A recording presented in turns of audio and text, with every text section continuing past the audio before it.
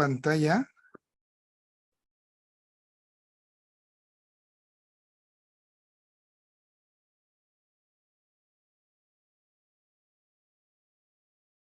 Ya está ahí cargada, ya está cargadita ahí, ¿sí? Hoy vamos a contemplar otra realidad de las fuentes de la teología. Es lo que llamamos el magisterio.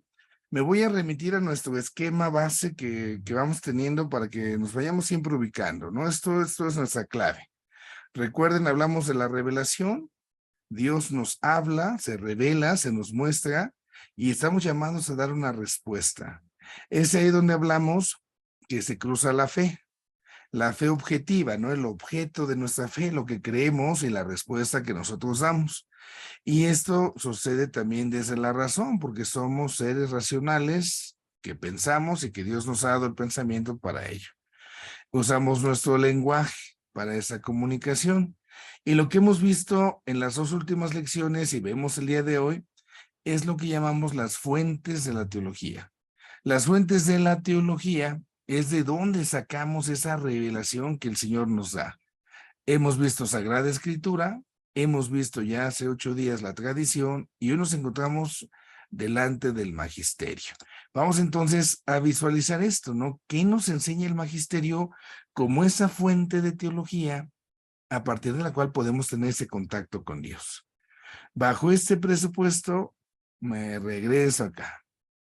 Dicen al magisterio eclesial. Pues vamos a ver ahorita, bueno, ¿qué es eso, no? Del magisterio eclesial.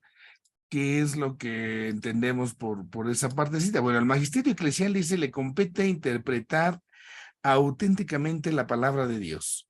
La escrita, la Biblia, y la no escrita, la tradición. También tiene otra tarea, también le compete definir la doctrina cristiana, que es lo que creemos, valorar la experiencia creyente a partir de que es evangélica, es una buena noticia, y entonces edificar la comunidad, la iglesia. Este magisterio viene de un carisma, el carisma profético, todos somos profetas, ¿no? Y así entonces los pastores de la iglesia tienen que ayudarnos, tenemos que ayudar a ir haciendo esa comprensión de la revelación. ¿Por qué todo esto del magisterio? Pues porque resulta primero que el Señor Jesús le deja su enseñanza a los apóstoles. Y esta partecita, entonces, nosotros es lo que tenemos aquí delante, ¿no? Es lo que le deja de enseñanza a los suyos. Esos apóstoles, sucesores después de ellos también, pues tienen esa chamba. Han recibido la revelación y la tienen que cuidar y se tiene que comunicar y se tiene que custodiar. Entonces, de esto se trata el magisterio, que nos ayuden a enseñar precisamente toda esta realidad en la cual pues nosotros, pues vamos nosotros ahí, ir teniendo en consideración pues esta realidad. Todo lo que se va teniendo, esa partecita de lo que se ha recibido. Vamos parte a parte. ¿Qué es el magisterio? Fíjense esto. En el origen, para entenderlo, tengo yo entonces la voluntad del Señor Jesús.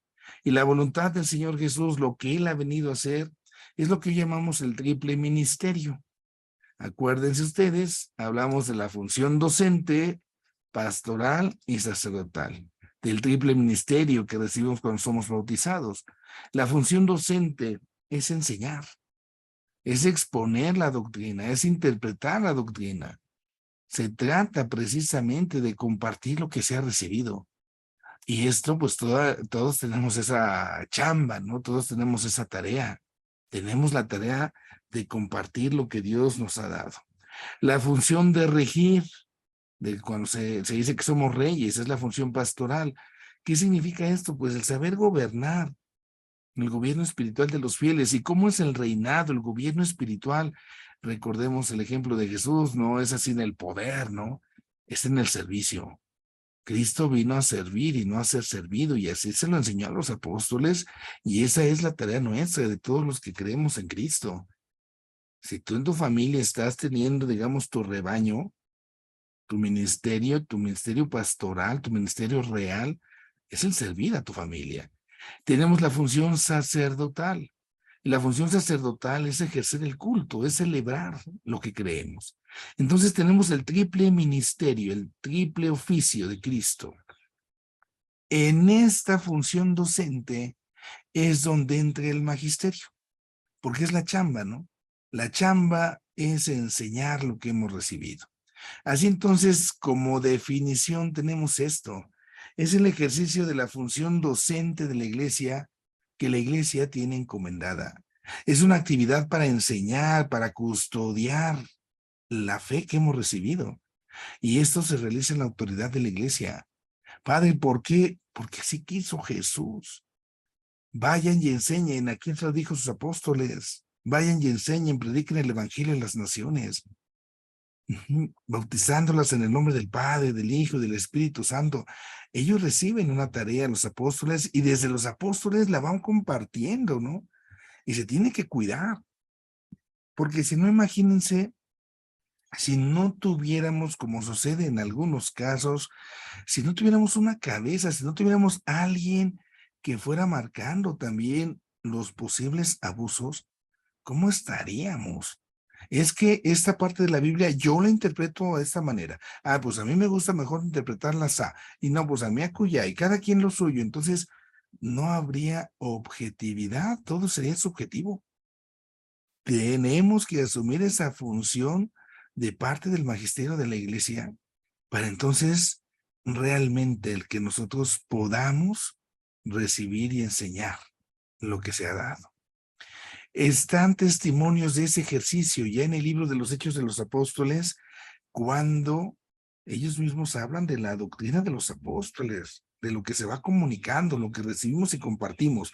Y quizás el ejemplo más grande ahí, bíblico, es el Concilio de Jerusalén, primer concilio, cuando los mismos apóstoles van encontrándose con desafíos. Es que aquí no sabemos qué hacer, no sabemos cómo actuar, no sabemos qué toca, qué sigue.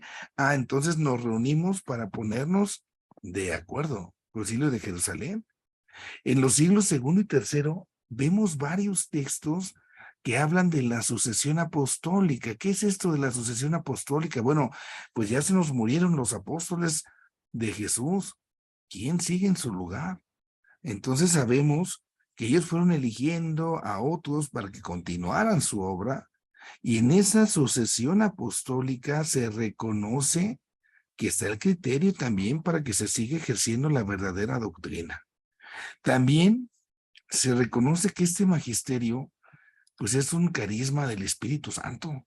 Es el Espíritu Santo el que nos acompaña, el que nos ilumina, para que entonces lo que se está recibiendo se siga comunicando. Y este Espíritu Santo lo tenemos todos. Se ha recibido en el bautismo. Todos tenemos esa función profética. Todos somos sacerdotes, profetas y reyes, se dice en el bautismo, el triple ministerio. Al recibir al Espíritu Santo en el bautismo, ya desde el bautismo, imagínense la confirmación, entonces ya tenemos ese don. Y ese don a veces lo tenemos medio olvidadito, como que no lo ejercemos o no nos preocupamos por pulirlo, por digamos así. Bueno, pues ese don especialmente está en los apóstoles y en sus sucesores. Y así como estaba el colegio apostólico, los 12 apóstoles, hoy hablamos del colegio episcopal. Están todos los obispos, los sucesores de los apóstoles. Hablamos de Pedro, que es la cabeza de ese colegio apostólico. Hablamos del Papa, el romano pontífice, como cabeza de todos los obispos.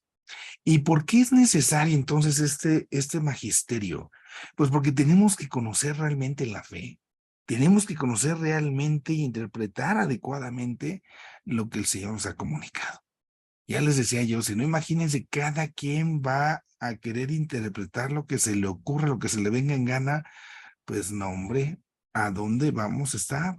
Y yo no sé, en algún momento quizás les ha pasado, les ha sucedido, que fui a misa a tal iglesia y después fui a misa a otra iglesia, y de la misma lectura un padre dijo de una cosa y el otro dijo la otra, pero bien contraria. Entonces uno dice, ¿a quién le hago caso?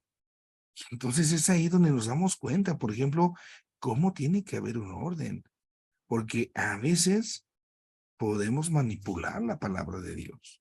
Y tarea del magisterio es esa, que lo que se tiene que enseñar, lo que se va comunicando, la revelación, se custodie, se cuide, porque si se va a descuidar y cada quien va a hacer de ella lo que se le venga en gana, ¿para qué les cuento cómo acabamos? Otro paso más. ¿Cuáles son las formas, ¿no?, de ejercer el magisterio? ¿Cómo se ejerce? Vamos a ver primero lo que es el magisterio extraordinario. El magisterio extraordinario, ¿no? Así es de cada 1000, 2000, 5000 años, ¿no? O sea, es extraordinario. ¿De qué se trata? Bueno, este magisterio es esa enseñanza, es esa custodia de la fe.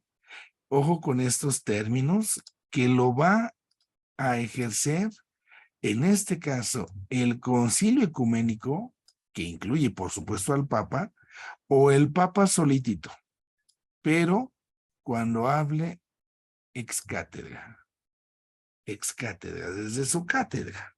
Y la materia, ¿de qué van a hablar? Ah, bueno, de que se trate de una doctrina de fe.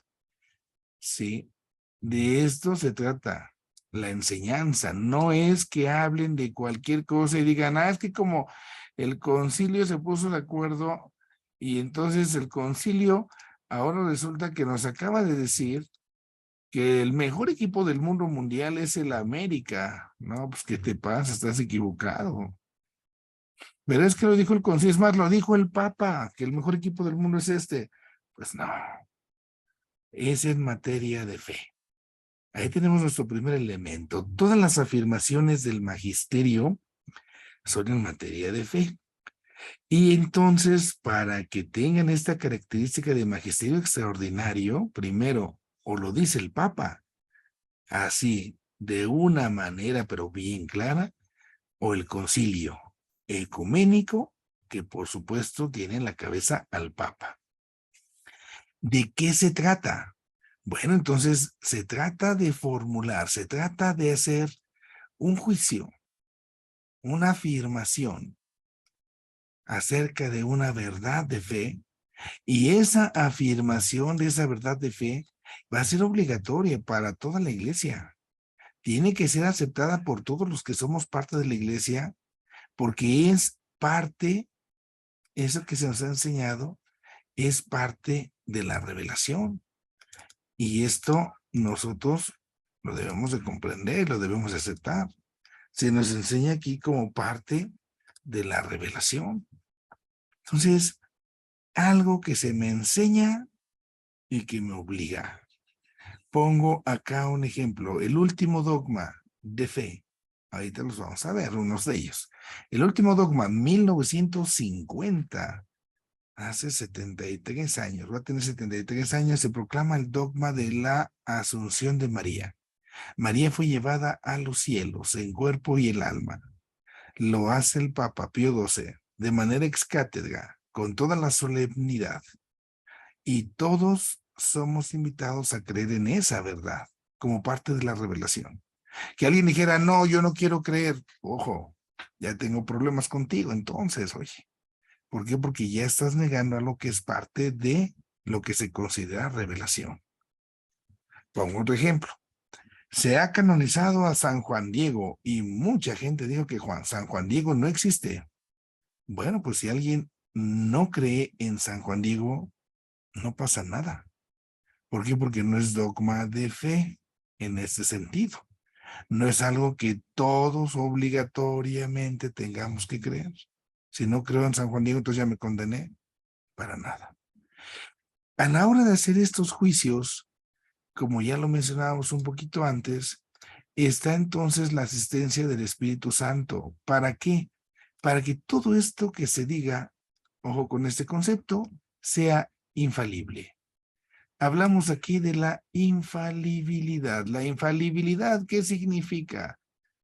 Que está totalmente correcto, que no hay error. Y de esto, pues especialmente las que son mamás, yo creo que lo saben bien, ¿verdad? Porque así son todas las mamás. Las mamás son, decimos luego, infalibles. No se equivocan, y si se equivocan no lo reconocen, ¿verdad? Un chanclazo y aquí soy tu madre y yo mando y ni me hablas el hocico porque te lo retuerzo, vas a ver. Este, bueno, nosotros cuando hablamos de las verdades de fe, decimos que no son erróneas, porque es el Espíritu Santo el que está precisamente iluminando. Y esto hace que sean infalibles, que no haya error. Y eso somos invitados a creerlo. Esto entonces es gracias a la acción que el Espíritu Santo ejerce en el caso del que hablamos, al Santo Padre y al concilio, pero el concilio, acuérdense ustedes, ecuménico, ¿no? Así como cualquier concilio y ya. Sí, el concilio ecuménico. Entonces son infalibles, no se equivocan. Reitero, en doctrina de fe. Ahora, eso que se va a decir por esa infalibilidad en ese magisterio extraordinario es también una doctrina irreformable. No se puede reformar ya. Una vez que se dijo, ya no se va a cambiar su esencia. Y es que ahora vamos a hacer una votación, imagínense nomás, hoy que estamos en este mundo que es como muy democrático y donde parecería que todo es opinable, ¿no? Yo les decía en algún momento ya, les ponía ese ejemplo del relativismo de la verdad. Hoy todo el mundo quiere opinar de todo. ¿Qué pasa el desgraciado, no? Y pasa el desgraciado ese y todo el mundo habla y todo el mundo afirma y todo el mundo dice, oye, ¿a ti qué te importa? Oye, tú ni sabes, ni conoces su vida, ni no, pero todo el mundo quiere hablar, todo el mundo quiere opinar. Y así queremos hacerle hoy, ¿verdad? Vamos a hacer una consulta democrática para ver qué dice el pueblo de esto, ¿no? Y entonces vamos a hacer una consulta democrática para ver si la gente dice o está de acuerdo en decir que el sol es amarillo y si no, mejor que ahora el sol sea verde. Pues aunque se haga una consulta democrática y aunque ganare la mayoría, algo que es un principio no se juzga de esa manera, no es democracia. Y tenemos que aprender esto en la doctrina. Cristo nos ha dicho algo y no depende de que estemos nosotros de acuerdo o no, de que lo aceptemos o no, porque a veces no nos agrada la idea. Y aquí es donde muchas veces le echamos la culpa al magisterio. Pero si le echamos la culpa al magisterio, entonces tendríamos que echarle la culpa a Cristo. Padre, ¿por qué las mujeres no son sacerdotisas? No sé. Habría que preguntarle a Cristo por qué no agarró apóstolas. ¿Por qué no escogió? No sé. Podemos decirlo así. No, hay que hacer una votación a nivel mundial en toda la iglesia para determinar que de ahora en adelante las mujeres puedan ser sacerdotisas. No es así como funciona esto. Porque entonces por democracia quisiera yo cambiar la palabra de Dios. Y ahorita vamos a hablar de un caso que está sucediéndose en la iglesia con mucho temor en Alemania. Ahorita lo tocamos al final. Pero al final acá tenemos esta situación. Nos debe de quedar claro que el valor de las verdades, el valor de la revelación, no depende de que la queramos o la aceptemos. Es de Dios.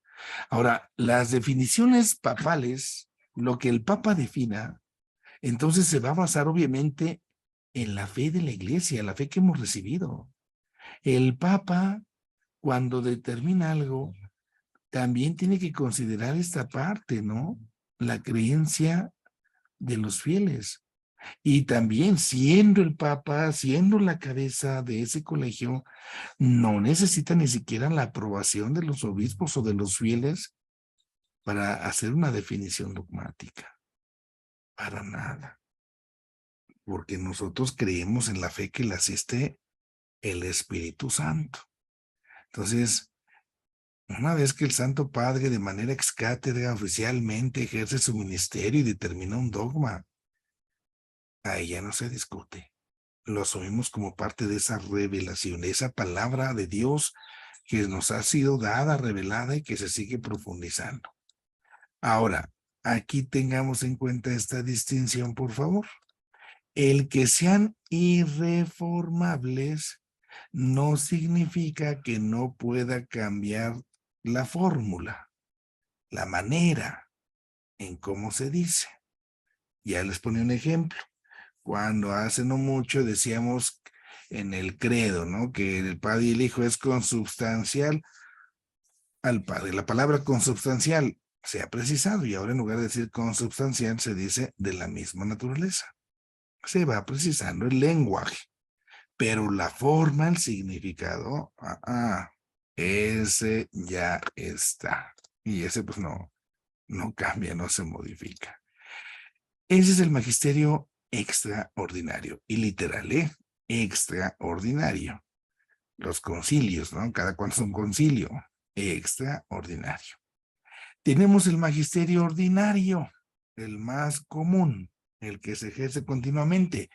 ¿Cómo es esto? ¿Cómo se vive? ¿Cómo se ejerce? Bueno, pues aquí tenemos definición. Este magisterio ordinario lo ejercen los papas, lo ejercen los obispos, pero ojo con esta parte. Los obispos cuando están en comunión con el papa, cuando están en comunión con él. Porque a lo mejor por ahí algún obispo se le está medio botando la canica y empieza a decir cosas que no están en comunión a la enseñanza del papa. Ay, padre, ¿cómo dice que al obispo se le bota la canica? Pues también tiene humanidad y también se puede equivocar. Y entonces, para que el magisterio del obispo sea en ese sentido válido, se requiere la comunión con la enseñanza del Santo Padre, que por eso es la cabeza. Sí, esto tampoco lo pasemos por alto, porque a veces decimos, es que ya es el obispo. También ahí puede haber errores. Sí, es que es el padrecito, y como lo dijo el padrecito, también los padrecitos nos equivocamos. Afirmamos que el que es infalible en su enseñanza es el Santo Papa, el Santo Padre, ahí sí. Por eso, la comunión con él. Y este magisterio ordinario es el que más se utiliza por parte del Papa y de los obispos. Ahora, esto también implica esta realidad. Cada obispo es pastor de sus fieles, cada obispo pues tiene su rebañito. Y en cada uno de sus rebañitos, sus diócesis, el obispo tiene por eso la máxima responsabilidad, tiene la máxima autoridad, pero así como tiene autoridad, tiene la máxima responsabilidad a la hora de enseñar. Porque si el obispo en una de esas se pone a hablar nomás porque sí, y no se da cuenta de su grave responsabilidad, de su gran autoridad, entonces podemos caer en situaciones que no son para nada deseables. Sí, hay que tengamos cuidado. Y luego también los obispos se juntan en lo que llamamos las conferencias episcopales. Y en las conferencias episcopales, que pueden ser por países, cuando son países grandes como el nuestro, o que pueden ser por regiones, por ejemplo, Centroamérica, entonces los obispos se juntan y juntos en esa conferencia también ahí hacen su enseñanza. Esto no le quita autoridad en su diócesis, por supuesto, no les quita responsabilidad en su changarrito, ¿no? Pero también todos juntos pueden hacerlo. Bien, aquí profundiza un poquito por lo que vivimos ahora, el famoso sínodo de los obispos. Es parte del magisterio ordinario.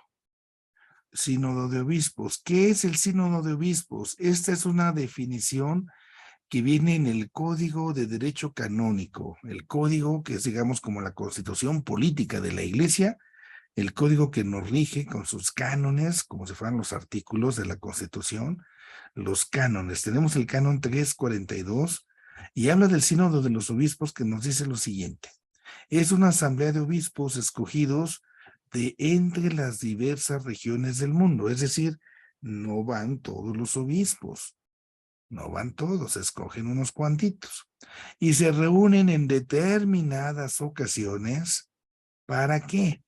Pues para fomentar esa unión entre el Papa y los obispos, mostrar que estamos unidos, somos un colegio. Segundo, para ayudarle al Santo Padre, para ayudarle al Papa, aconsejarle para la integridad y la mejora de la fe, para costumbres y conservar la disciplina eclesiástica y estudiar cuestiones que se refieren a cómo la iglesia está actuando en el mundo.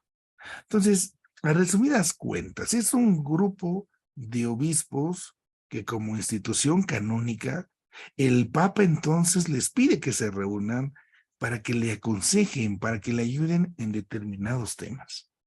Este sínodo de obispos fue creado en 1965 por San Pablo VI. No es un órgano propiamente del magisterio. ¿Por qué? Porque nada más viene a ayudar.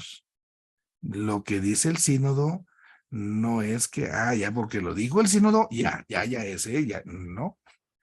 El sínodo solamente son los que, a ver, el Papa les echó un chiflidito, vengan a echarme la mano, vengan a ayudarme con este tema. Y van y le dan consejo, van y le aportan. Pero el sínodo no tiene en ese sentido una autoridad magisterial. El sínodo, otra realidad, siempre es convocado y presidido por el Padre, por el Santo Padre, y va a tratar los asuntos que él propone.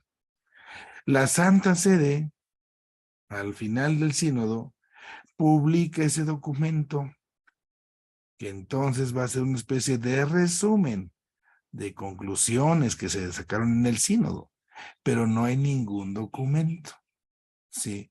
Lo que se hace después es una exhortación post-sinodal. Entonces el Papa les dice a unos obispos, a algunas gentes, a ver, necesito hablar de este tema.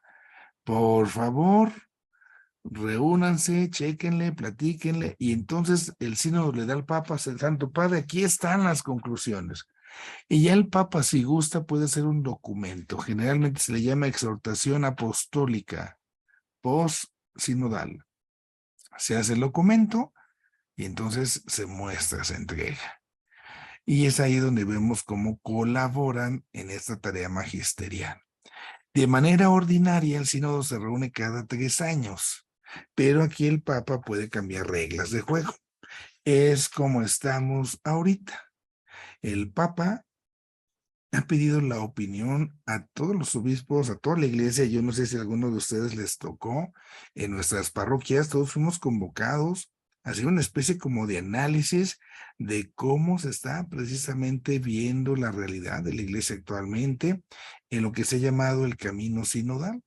Esas conclusiones que se recogieron en las parroquias, después en las diócesis, se enviaron en su momento a las conferencias episcopales de cada país y región, y después al Vaticano, donde se conjuntaron con las de todo el mundo. Se hace el sínodo de obispos y nuevamente habrá otra sesión del sínodo de obispos, ¿no? Para seguir estudiando lo que el Papa les está pidiendo y poder ofrecer su conclusión. Aquí es donde toco este punto de los famosos ahorita los alemanes que están teniendo su propio sínodo. Le llaman el camino sinodal. Y aquí ya tenemos algunos conflictos con ellos. ¿Por qué? Porque están tocando temas que de acuerdo a ellos, no al Papa, entonces pues consideran oportunos. Y es acá donde se empieza a romper esa comunión, porque ya no están convocados por el Papa, no están presididos por el Papa, y están empezando a tocar temas que uno dice, caray, ¿qué hay acá?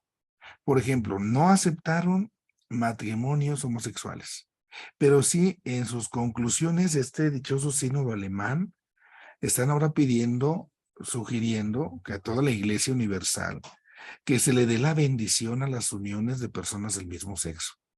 No se casan, pero hay que darles la bendición.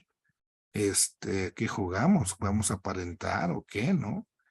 Y así, están tocando una serie de temas que están contraviniendo las enseñanzas del Padre y actualmente hay un temor si esto que están haciendo los obispos alemanes no va a terminar en un pleito dentro de la iglesia y que algunos de estos se separen, ¿no? Hay gente en el dichoso pueblo alemán que ya están empezando a salirse de ahí, de estos. ¿Por qué? Porque ya se están desviando, ya están haciendo cositas que no. Esto es magisterio ordinario. Entonces tenemos dos tipos, ¿no? Extraordinario es infalible, goza del Espíritu Santo, el Papa, el Concilio. El magisterio ordinario es el más común, le toca así al Papa, también a cada obispo, las conferencias episcopales. Y la infalibilidad. Entonces, el magisterio extraordinario, ojo, siempre goza de infalibilidad. Cuando el concilio ecuménico, a la cabeza el Papa, o solamente el Papa, hablan y así, ex cátedra, con esa intención, infalibles, no se equivocan.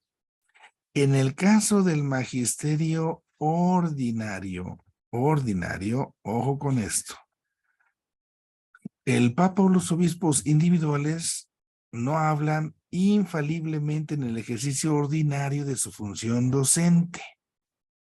Entonces, de ordinario, a lo mejor el Papa dio una entrevista, yo no sé si vieron ahorita la entrevista que está haciendo revuelo con esta parte de Nicaragua.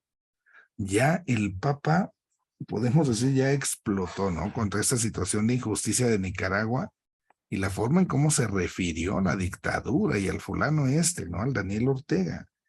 Y entonces, aunque fue palabra del Papa, no es que esté siendo un magisterio infalible. ¿Por qué? Porque fue una enseñanza que a lo mejor da en una entrevista de una manera ordinaria. Si está enseñando algo, claro, está haciendo voz de la iglesia, por supuesto, pero no está definiendo un dogma. No está diciendo es que a fuerzas tienen que ser así.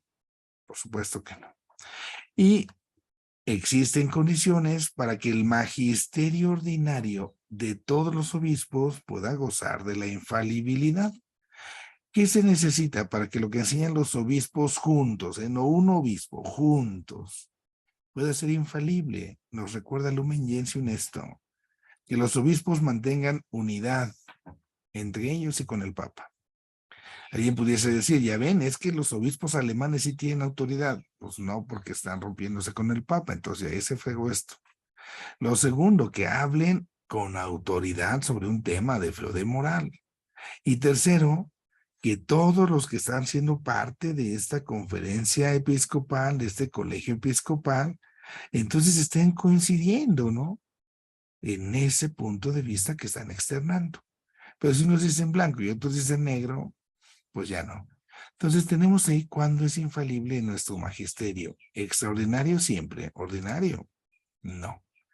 ¿Cuál es la relevancia de este magisterio ordinario? Bueno, pues ya decíamos que es el que más se usa. El que más se usa por parte del Papa, de los obispos. Entonces, no porque esté diciéndolo el Papa, no porque estén enseñando nuestros obispos, no porque sea ordinario, y aunque a veces puede ser falible, significa que no les ayude el Espíritu Santo. Para nada. Gozan también de la asistencia del Espíritu Santo. ¿Sí? Por eso todo acto magisterial es asistido por el Paráclito. Nos lo recuerda Lumen Gentium. Es enseñanza. Ese es el número 2. ¿Cómo se ejerce el magisterio? Vamos al tercer elemento. ¿Qué le toca a ese magisterio de la iglesia? ¿Cuáles son sus funciones? ¿Cuáles sus competencias? ¿No? Entonces, funciones. Si ya decíamos que la función del magisterio recibe de Cristo la enseñanza, pues entonces la chamba que tienes es enseñarla. Yo te doy esto, ahora enséñala. Tienes que ser el portavoz autorizado y por supuesto fiel de la doctrina de Cristo. La función del magisterio no es nada más que se pongan a ver qué dogmas inventamos. No, no. Es enseñar lo que antes de Cristo se ha recibido y que se ha comunicado de generación en generación. Y entonces el Espíritu Santo es ahí, como Cristo dijo, yo les enviaré el Espíritu Santo para que les haga entender, comprender estas verdades, ¿no? Tres funciones tiene el magisterio: custodiar la fe, custodiar lo que Cristo ha dado. Lo segundo, discernir y juzgar. Discernir las cosas, porque a lo mejor se dan opiniones, a lo mejor se da esto, a lo mejor se da aquello. Sí, pero tenemos que ser cuidadosos, tiene que ser un discernimiento claro, puntual, pero que venga un buen juicio. Y lo tercero es que se tiene que definir con autoridad la doctrina de la iglesia, cuando por supuesto sea el momento. ¿Cuáles son sus competencias? ¿Qué le toca? ¿De qué tiene que hablar y de qué no? Bueno, el objeto primario, el contenido de lo que nos tiene que hablar el magisterio, pues son cuestiones de fe y de moral, que obviamente vienen en la revelación. Si el Papa es infalible, como ya lo hemos dicho, es en razón de la revelación, no de otra cosa para nada. Ya les ponía el ejemplo, ¿no? Que el Papa dijera, ¿cuál es el equipo favorito? ¿Cuál es el mejor equipo del mundo? No, en fe y moral. El objeto secundario van a ser verdades que en sí mismas no están reveladas, pero que se relacionan, por supuesto, con las reveladas y que ayudan precisamente a entenderlas. Son verdades conexas, ¿no? Son verdades que ayudan a la revelación para que la podamos entender. Y eso pues es importantísimo. Y la autoridad del magisterio, ¿qué nos merece? Pues primero la obediencia. Ob audire, acuérdense, alguna vez lo mencionábamos. Ob audire, la audición, el saber escuchar, lo que tiene que enseñarnos el magisterio. Porque detrás del acto magisterial está la doctrina que Dios ha dado. Y eso merece nuestro respeto. De manera particular y especial, caray, pues el Santo Padre merece nuestro respeto en su autoridad. Y ahí, por ejemplo, ¿qué tanto? Uno puede preguntarse, ¿qué tanto leo yo los documentos, las enseñanzas del Papa? Porque a lo mejor, pues no. Somos re bien buenos, ¿verdad? Porque para mandar mensajitos del WhatsApp de que me llegó la cadenita de que el Papa dice que no sé qué, uy, sí. Yo una vez por ahí sí les comenté, ¿verdad? Una persona me mandó una cadenita de esas bien padres que el Papa Francisco dijo no sé qué cosa. Y le dije a esa persona, oye, ¿qué crees? Me gustó muchísimo lo que me acabas de decir que dijo el Papa. ¿Podrás pasarme el dato bien de la fecha cuando lo dijo para que lo pueda compartir en mi parroquia con mis fieles? No, sí, padre, ahorita buscamos, ¿verdad? Pues pasaron 15 minutos, 20 minutos, 30 minutos, 1 hora, 2 horas. ¿Qué pasó? No, padre, es que no encontramos. Y ya fue cuando le dije a esa persona, es que eso no lo dijo el Papa. ¿Qué nomás porque ya le puse ahí arriba palabras del Papa, ya por eso lo dijo el Papa? No, entonces yo invitaba a esa persona, le decía, bueno, perdona por haberte puesto a hacer esto tantito, ¿no? Pero cuando te llegue algo que digan que viene del Papa, pues cerciórate que de veras lo haya dicho el Papa. Y así entonces, ¿no? Si el Papa está enseñándonos, ¿qué tanto yo procuro buscar las enseñanzas del Papa? Ay, padre, ¿dónde? Ahí en el YouTube. Póngale, ahí está la audiencia del Papa de cada 8 días de los miércoles. Ay, padre, está en italiano. Sí, y también la traducen en español, en inglés, en francés. Sí, busca la página del Vaticano y ahí la puedes leer los documentos. Entonces, el respeto. Y viene esta parte de cómo se consideraba antes las enseñanzas de la teología cuando hablaba el Papa. Ya casi no se usa esto, ya propiamente no se usa. Solamente lo menciono. Había como una especie de categoría. Cuando había una enseñanza, ¿cuál era más importante que la otra, no? Pero les digo, este modo de calificaciones ya no se usa. Antes se decía, es una doctrina, es de fe divina, si está explícita en la revelación. Por ejemplo, Dios es Padre. A ver, muévele como quieras, es que Dios es Padre. ¿Quién lo dice? La Biblia. Así o más, ¿cómo ves? Lo dice la Biblia, o sea, lo que dice la Biblia es palabra de Dios. Punto. Doctrina de fe divina y católica es acá cuando ya el magisterio la propone que debe ser creída. Entonces, ahí tenemos ya que interviene la palabra del ser humano, el magisterio. ¿Por qué el magisterio? Porque a ellos les encargaron el changarro. Jesús le dijo a los apóstoles, ahí les encargo que enseñen y esto, ¿no? Lo que ya hemos platicado. Doctrina próxima a la fe. Cuando es considerada esa enseñanza, esa doctrina, como algo revelado por la mayoría de los teólogos, ¿no? Como una opinión de teólogos. Verdades de fe de la iglesia. Son doctrinas que no están formalmente, directamente ahí en la revelación, pero se van presentando en el magisterio y que nos ayudan a comprender la revelación. Por ejemplo, la transubstanciación en la Eucaristía, que por la acción del Espíritu Santo el pan y el vino se conviertan en cuerpo y sangre de Cristo. Eso es la transubstanciación. Oye, padre, esa palabra no viene en la Biblia. No, pero la creemos y creemos en ella y nos ayuda a comprender lo que es la revelación. Entonces son formas en cómo se acomodaba antes esto. Damos un paso más en nuestra enseñanza y viene este punto que es interesante. El magisterio, los obispos, el papa, ¿cómo se llevan con los teólogos? Porque son cosas diferentes. Una cosa es la autoridad que tiene el magisterio. ¿Por qué tienen autoridad? Porque se las dio Cristo. Y otra cosa es la opinión que pueden tener algunos autores. Entonces, lo primero, la teología tiene que ser eclesial. ¿Qué significa esto? Que cuando una persona hace teología, no la hace nomás para sí mismo, para ensalzarse, para echarse flores, no. Es en función de la comunidad, de la eclesía. Es en función de todos, para que nos ayude a todos a crecer, a madurar. Luego, magisterio y teología pues tienen funciones diferentes.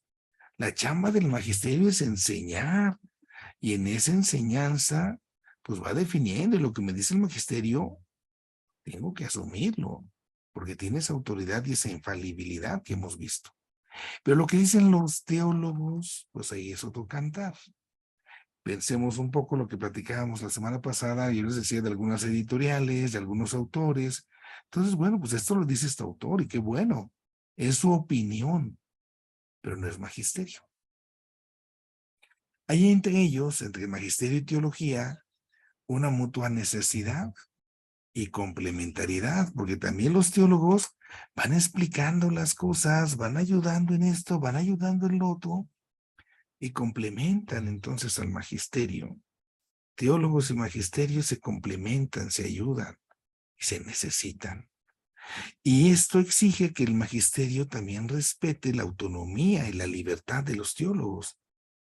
Porque imagínense que el magisterio quisiera también ponerse así muy intransigente y decirle a los teólogos, no, esto no, de esto no quiero que me hables, de esto no quiero que me escribas. No, tiene que haber esa libertad de enseñanza. Pero también viene nuestro criterio, ya les decía la semana anterior, si yo voy a tomar esta enseñanza, tengo que distinguir si es parte del magisterio o es la opinión de un autor, porque puede haber autores pues que a lo mejor no han dicho bien las cosas y pues el magisterio les tiene que decir, oye, esto que dijiste, abusadito, porque aquí le estás como regando, ¿no? Entonces, tiene que ser ese llamado, ¿no? Esa advertencia, es su tarea, es su chamba, tiene que custodiar esa realidad. Entonces, tiene que haber complementariedad entre unos y otros. Ahí tenemos ahí los ejercicios, página 114, 15, los textos que nos presentan, con esta parte, pues, de lo que es el magisterio. Bueno, dejaré de compartir pantalla para entonces pasar a esta parte de nuestras preguntas, de lo que tenemos hoy acá. Si alguien tiene alguna inquietud, alguna pregunta, pudiera ahí hacerla. Alce su mano y ya vamos viendo. Ok, empezamos con María Eugenia. Se activa su micrófono. Gracias, Maru. Padre, ahorita que decía de cuando no cree uno en el dogma o pone o cuestiona, pues, ¿eso cómo se llama? ¿Es una apostasía? ¿Es una herejía? ¿O tiene otro nombre? ¿O qué? Esa clasificación también dependía de lo que se estuviera poniendo en duda. Entonces, no es lo mismo la apostasía, no es lo mismo la herejía, son ahí cuestiones. Por ejemplo, en el hereje, que es lo que aplicaría en este caso. El hereje es un autor, es alguien que está pensando, bueno, quiero explicarme esto. Y entonces, a la hora de querer explicar esto, se equivoca. Y el magisterio le dice, oye, ¿qué crees? Esto no está bien, o sea, por esto y esto. Y entonces, si esta persona dice, a mí me vale, yo así lo dejo, entonces está ya cayendo en la herejía. Ya estoy cometiendo un pensamiento herético. ¿Por qué? Pues porque no me estoy desviando, ¿no? Y aquí nosotros podemos conjuntar, o sea, no sé, les pongo el ejemplo más grande, el Papa Benedicto. Es un gran papa, clarísimo, pero al mismo tiempo fue un gran teólogo. Entonces, en el Papa Benedicto hay documentos que él habla de teólogo, no como papa, no como obispo, como teólogo. Los libros últimos, famosos, quizás conocidos, los libros de Jesús de Nazaret, los escribió ya cuando era papa, pero no son magisterio, son parte de su labor como teólogo. Y entonces, como teólogo, él pudo en algún momento equivocarse. Él pudo haber equivocarse, aunque fuera el papa. Entonces, son como dos funciones que se juegan, ¿no? En este caso, en el mismo sujeto. Papa Benedicto, si alguien ya tiene la oportunidad de ir leyendo el último libro que sacó su secretario personal, él va compartiendo, ¿no? En ese texto, la experiencia que el Papa tenía. O sea, el Papa realmente nunca le tiró ni pensó que iba a llegar a donde llegó, sino Papa. O sea, él le dijo en algún momento, más de un momento a San Juan Pablo, ya déjame, o sea, ya suéltame, ya me quiero dedicar a lo mío, que es la teología, es el escribir, es el pensar. Y la única, cuando San Juan Pablo le dijo, no, digámoslo así, a resumidas cuentas, ¿no? Aguántate y ayúdame. Entonces, Papa Benedicto Ratzinger le dijo a Damán, está bien, pero me das chance de que también haga mi chambita de teólogo, ¿no? Entonces, en una persona se pueden juntar esas dos tareas. Esto, ¿por qué lo menciono? Porque puede haber obispos que a lo mejor pueden llegar a la herejía. Esto pasó en la época, no sé, del arrianismo, al inicio de la iglesia, cuando se discutía si Cristo es verdadero Dios y verdadero hombre. Entonces, muchos obispos siguieron a Arrio equivocándose con ese pensamiento y cayeron en la herejía y les tuvieron que llamar la atención y dijeron, no nos importa, ¿no? Entonces, por ahí es donde viene esa realidad. No sé si con esto, Maru, quedemos respondiendo. ¿Sí? Ok, vamos con María Felixia. ¿Tú vas tu micro, hija?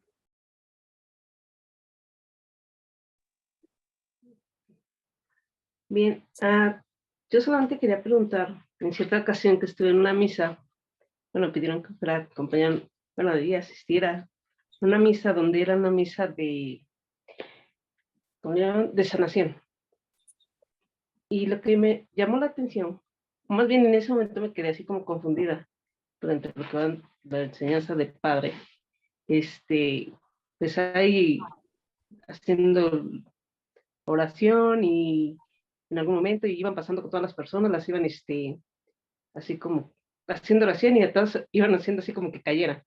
Al final pasan conmigo y pues obviamente así como empiezan a hacer la oración y pues yo así como que lo primero que pensé, si me caigo, me voy a pegar con los escalones, ¿no? De ahí del presbiterio.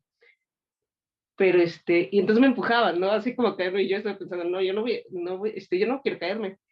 Y pero así como que en esa insistencia, la persona que estaba con mi padre así que empezó a decir, viri, viri, viri, no, netamente.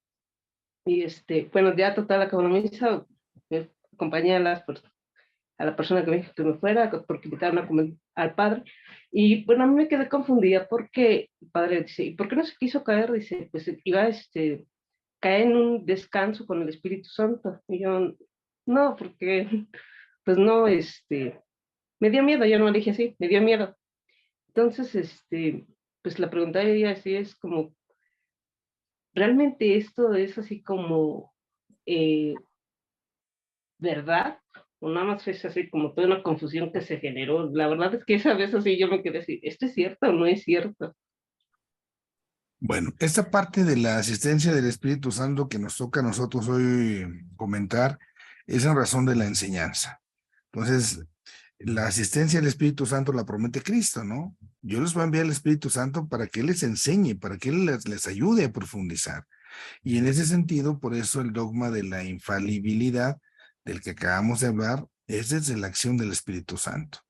Otros efectos de la acción del Espíritu Santo, pues entonces habrá que irlos juzgando, recordar, como lo menciona Pablo, en razón de la comunidad. Los dones y carismas que el Espíritu de Dios nos concede es en razón de edificar, de construir la iglesia, la comunidad.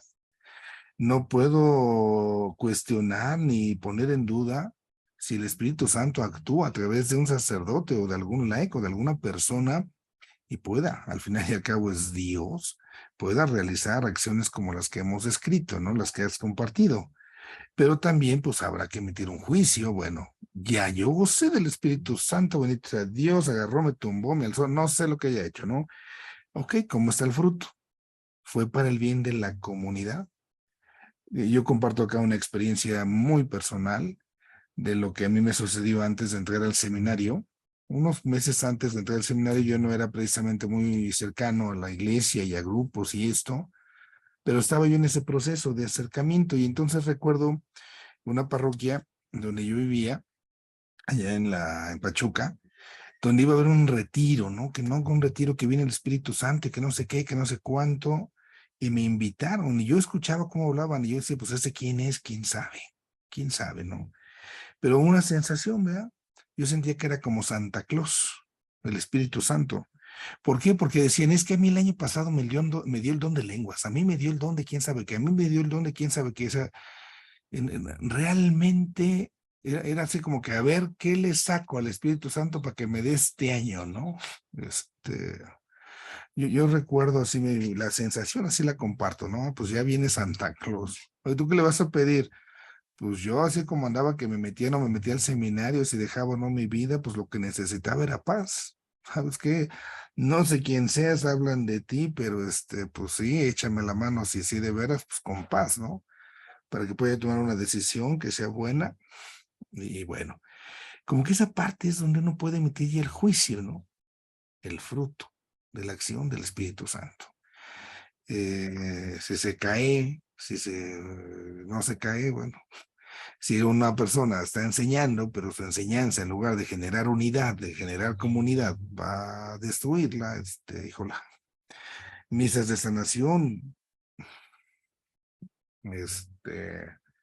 aquí en mis rumbos, ¿no? Venía un padrecito que curaba el COVID en estos días de pandemia. Entonces dije, bueno, este hombre hay que valorarlo para que nos cure a todos el COVID, ¿no? Digo, son tristemente abusos. Y nosotros a veces también, ingenuos o abusivos, ¿no? Porque, pues aquí van a dar, pues vamos a que nos den, ¿no? Por ahí. Bueno, vamos con Blanca, Blanca Rosa. Hola, padre. Oiga, en esto que dice magisterio extraordinario y magisterio ordinario, hace poco leímos sobre el sínodo de América Latina y el Caribe. Esto se hace, bueno, no entiendo bien, ¿el magisterio extraordinario será para cosas de la iglesia mundial y el ordinario para la realidad de ciertos lugares? No. También puede haber magisterio ordinario para cosas mundiales. Tal cual. Por ejemplo, ahorita el sínodo, a ver, permítanme tantito aquí con algunos documentos que tengo aquí al alcance. Por ejemplo, no sé, tengo que lo conocemos, Amoris Laetitia, ¿sí? Entonces, el título de aquí ahí se alcanza a visualizar, exhortación apostólica post-sinodal. Entonces, el fruto de Amoris Laetitia fueron sínodos que el Papa convocó para que le dieran consejos acerca de la familia y el Papa saca ese documento. Es un magisterio ordinario, y trata algo a nivel mundial. Hay sínodos que se convocaron, déjenme aquí me busco otro documento. Ay, Dios santísimo. No me empapado. No me lo ubico aquí de momento, pero acá está. Cuando fue el año 2000, en esta partecita del milenio, Papa San Juan Pablo II convocó sínodos para tratar cuestiones regionales. Entonces, aquí está otro, exhortación postapostólica por sinodal, Iglesia en América. Entonces, unió obispos del continente americano y está la Iglesia en Europa y la Iglesia en África. Los hizo en Roma, se juntaron, trataron. Entonces, son esa parte. Es magisterio ordinario también para esto. El magisterio extraordinario es cuando se proclaman dogmas de fe. Los últimos dogmas, 1854, la Inmaculada Concepción, 1950, la Asunción de María. Entonces es algo de veras extraordinario. O sea, no es así. Concilio, el último concilio con ese carácter ya tal cual dogmático de dogma es el del Vaticano I. Entonces, pues no es así como que algo tan seguido. Vaticano II es un concilio, se dice, de carácter pastoral. No propuso ningún dogma para ser creído. Entonces, un poquito por ahí la cosa. Muy bien, vamos con Gabriela Castillo. Sí, gracias, padre. Tuvieron una reunión también los obispos en Brasil, en Aparecida. ¿Fue una reunión ordinaria o extraordinaria? Permítame tantito. Okay. Esto nos enseña lo que son las conferencias las conferencias generales. Las 5 conferencias generales del episcopado latino. Ahí medio se ven Río de Janeiro, Medellín, Puebla, Santo Domingo y Aparecida. Son 5 momentos en los cuales los obispos de nuestro continente, ya después del Vaticano II, haciendo eco de estas reuniones, se congregan de manera extraordinaria para entonces empezar a tratar realidades ya locales. La primera fue allá en Río de Janeiro, ya estaban esos ambientes del Vaticano, ya se respiraban esos aires, ¿no? Y Medellín. Ya después para nosotros Puebla. Puebla fue muy interesante, y si lo pueden luego sondear incluso en videos, es cuando viene San Juan Pablo II. Juan Pablo II, en su momento como papa, tenía esa invitación a venir a clausurar esto, ¿no? Juan Pablo I, perdón, muere. Y entonces, bueno, la invitación se la pasan a Juan Pablo II. Oye, ¿no quieres venir acá a Puebla?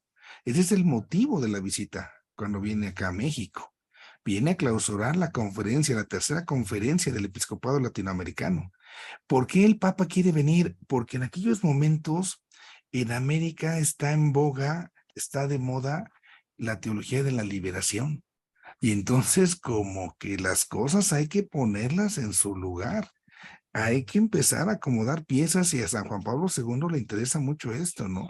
Y en algunos momentos San Juan Pablo II pues se va a tener así como momentos aquí en el continente americano donde hasta exabruptos, hasta pudiésemos decirlo, ¿no? Muy fuerte en Nicaragua, que está de moda ahorita, porque estaba esa necesidad de acomodar.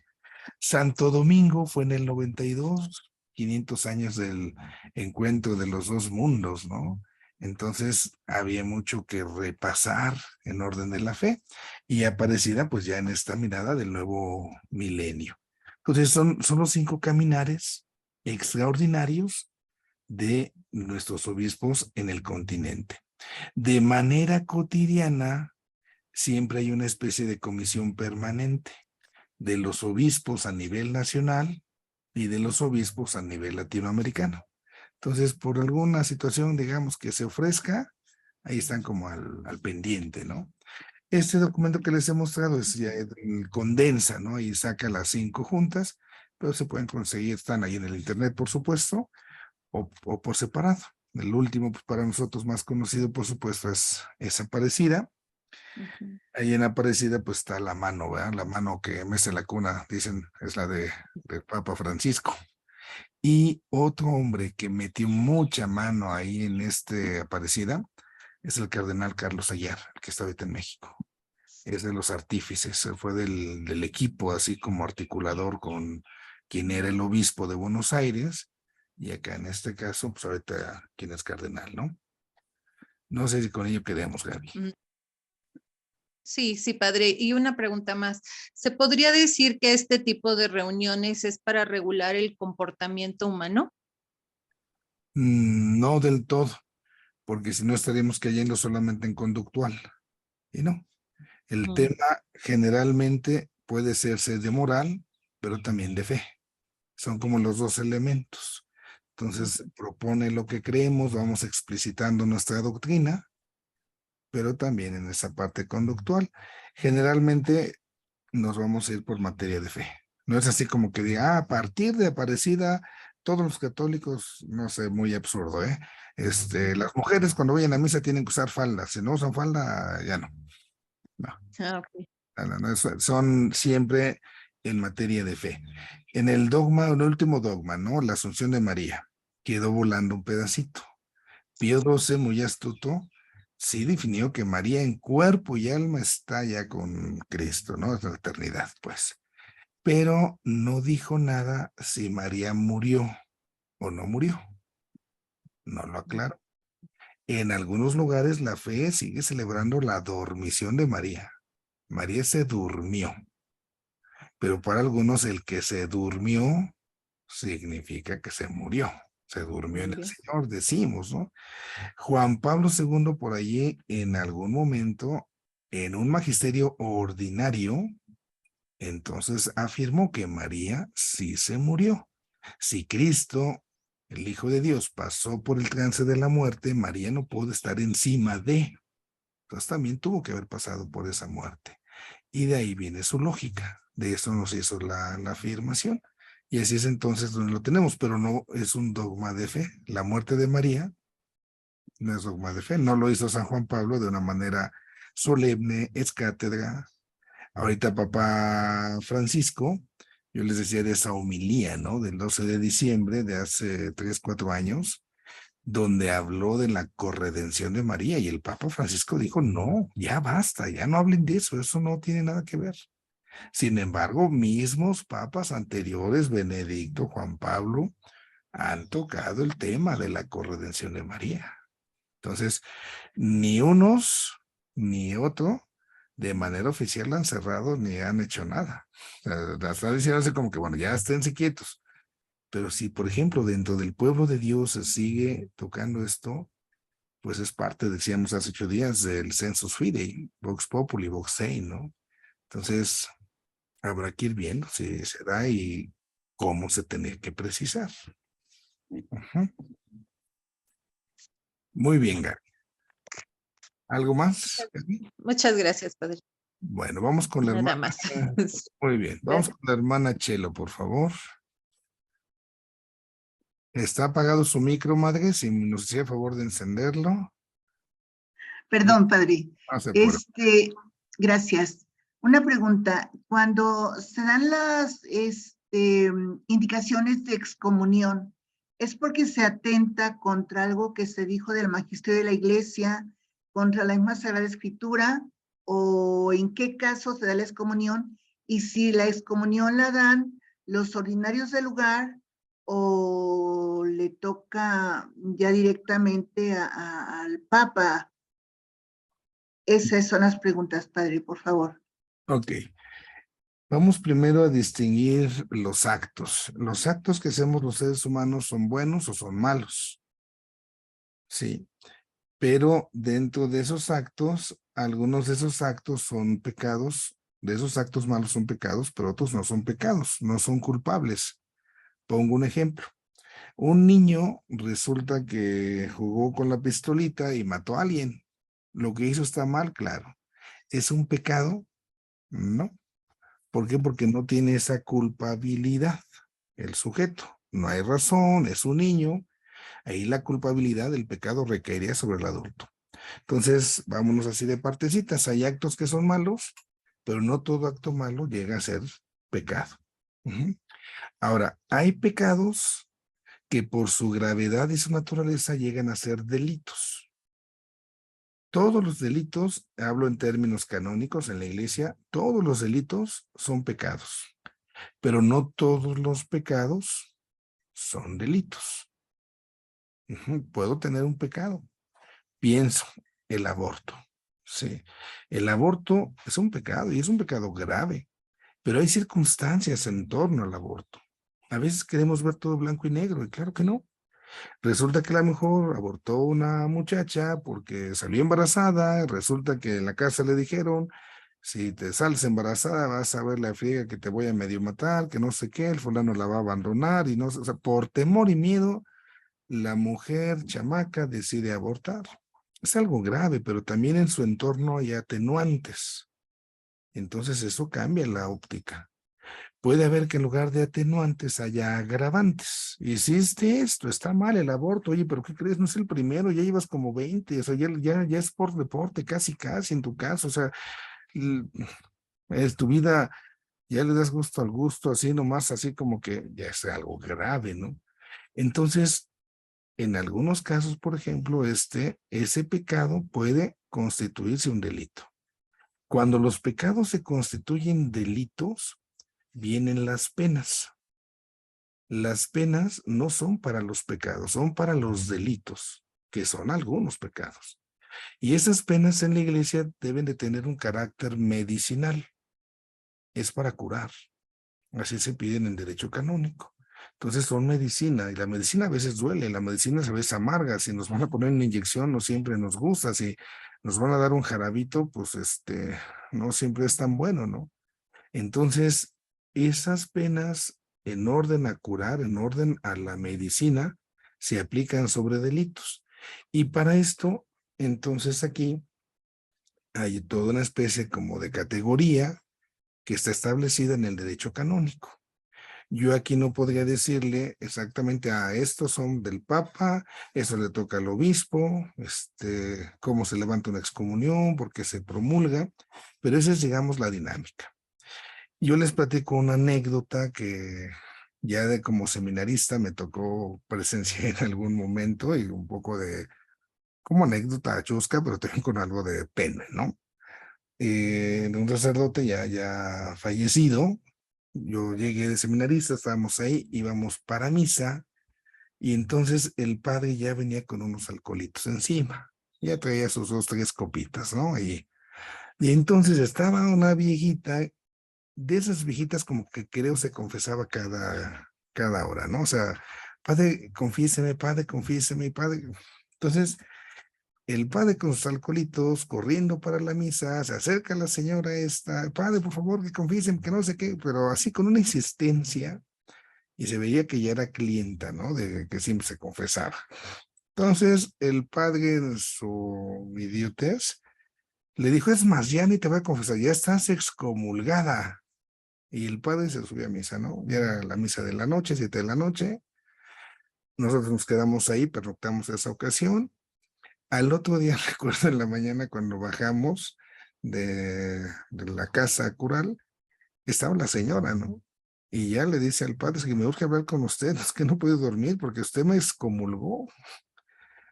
Y el padre ni siquiera se acordaba, ¿no? Digo, creo yo que ni aquella mujer tenía un pecado gravísimo que ameritara esto, una excomunión, pero también el otro, el colega, pues con las 2, 3 copas que llevaba encima, digo, híjola. Entonces, en esa parte, a veces luego le dicen, me ha tocado que inviten a comer y, padre, lo invitamos a comer. Eso que te invitamos a comer, luego ya suena de que quieren agarrarse a algún familiar. Te vamos a traer al padre para que te diga tus verdades, ¿no? Y me ha tocado que entonces generalmente los hijos rebeldes, padre, es que queremos que platique con este hijo que es un hereje. ¿Y por qué es hereje? Es que ya casi se ganó la excomunión, ¿no?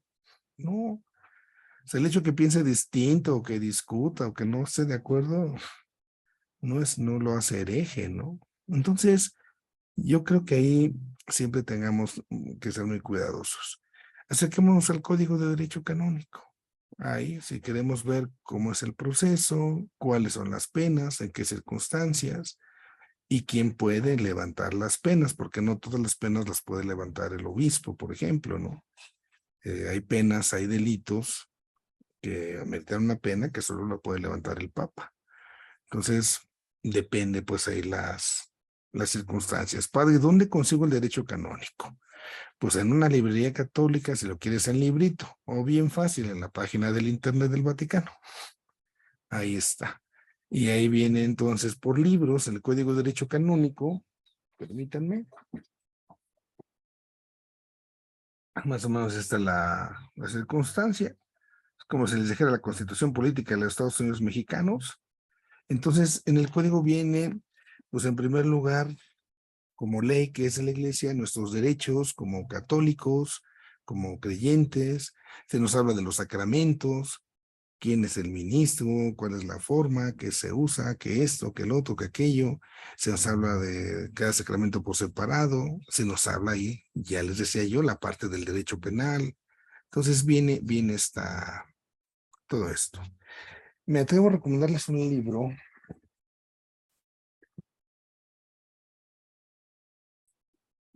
Voy a poner librería un día de estos, güey. Es de un hombre que acaban de nombrar obispo, de hecho. No De soy yo, aquí. padre. Acabábamos de decir eso.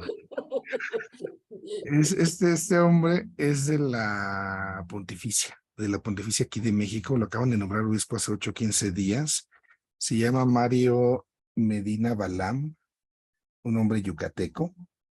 Ya, ahora ya, le voy a decir padre, pero ya no es padre, ya lo acaban de nombrar obispo.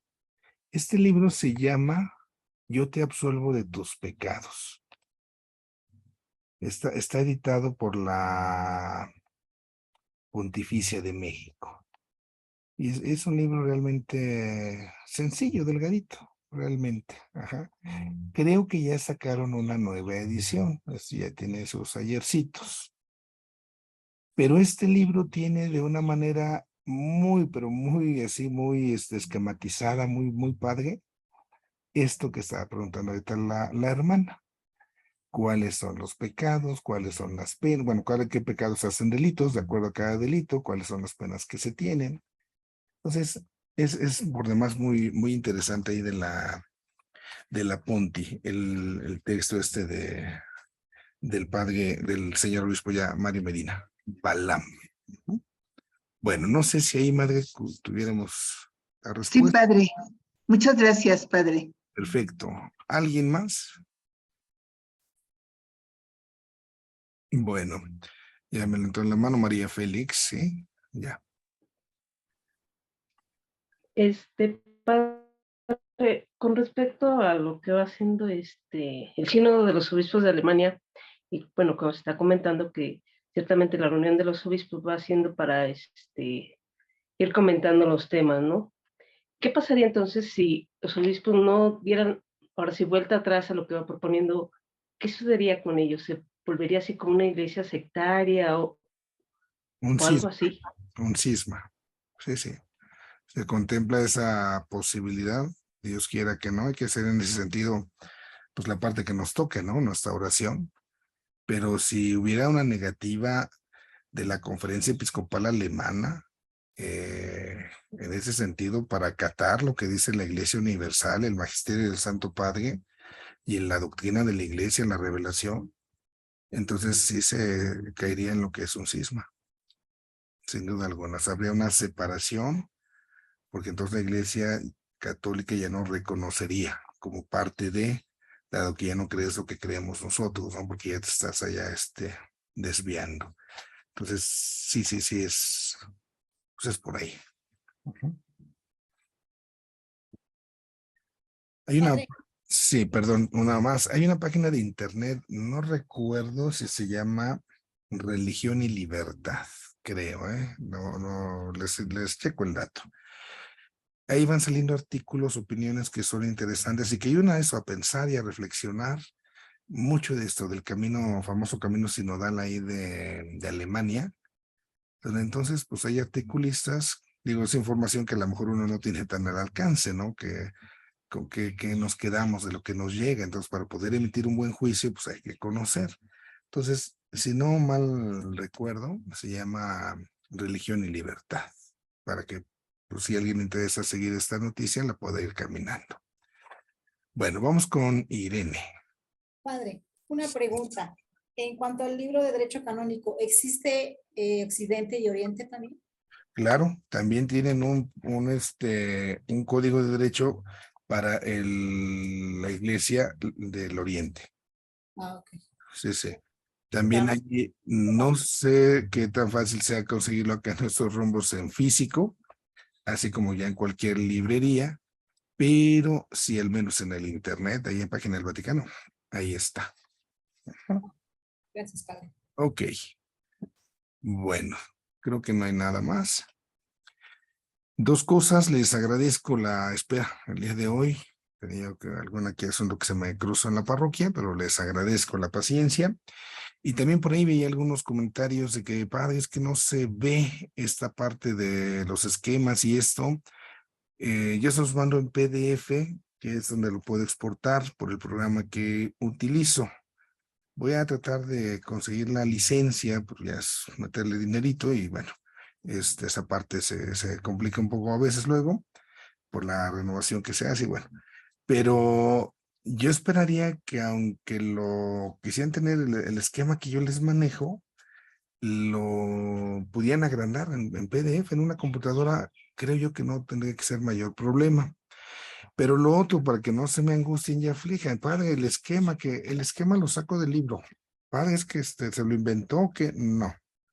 En el libro que ustedes tienen, pongo aquí yo no veo. La página nos está este tema en lo latino. A ver, déjenme, me acomodo. Ok, tema 5, teología del lenguaje. Así viene nuestro texto, ¿no? En la parte de abajo, lo que se llama el sumario, ese es el esquema donde yo me guío para hacer las llaves. Si ustedes se dan cuenta, ahí en su guía, de ahí tomo. Ajá. Todo lo que va abriéndose en las llavecitas, ahí está. Así como que es que no alcanzo a ver, no sé qué, no se me angustien tanto por eso. Ahí está. Ese es el sumario. Es nada más la forma en cómo se los presento. Y ya voy poniéndoles ahí alguna idea, pero que voy procurando sacarla del mismo texto, ¿no? Para que no nos perdamos en ese sentido. Bueno, hacemos nuestra oración. En el nombre del Padre, del Hijo y del Espíritu Santo. Dios Padre Todopoderoso, agradecidos por tu amor, agradecidos por tu misericordia. Damos hoy gracias por la semana que nos permites seguir iniciando y humildemente te pedimos que escuches y acojas cada una de nuestras necesidades e intenciones. Bendice, Señor, a quienes más necesitan hoy de ti. Escuche sus súplicas, sus plegarias y ayúdanos a nosotros también a seguir asimilando tu enseñanza para que en el misterio al que somos convocados a participar, también nosotros crezcamos en nuestra fe. Te lo pedimos a ti que vives y reinas por los siglos de los siglos. Amén. La bendición de Dios Todopoderoso, Padre, Hijo y Espíritu Santo, descienda sobre ustedes, les acompañe siempre. Amén.